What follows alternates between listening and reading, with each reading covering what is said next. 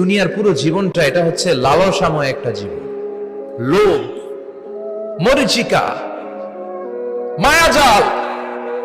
এই মায়াজালে আমরা আটকে আছি, ফলে মৃত্যুর কথা আমরা ভুলে গিয়েছি।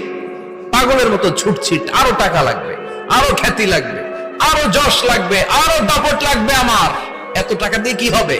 এত সম্পদ দিয়ে কি হবে? এত ব্যস্ততা দিয়ে কি হবে? তোমার স্টপ, থামুন, অনেক হয়েছে। আন্না, থামুন, take a rest, take a breath and think about death. Think that you have to go back to your Lord. একটু বসেন না, একটু ভাবেন যে আমাকে চলে যেতে হবে, চলে যেতে হবে। এই কোলাহল, এই ব্যস্ততা, এগুলো থাকবে, থাকবো না আমি।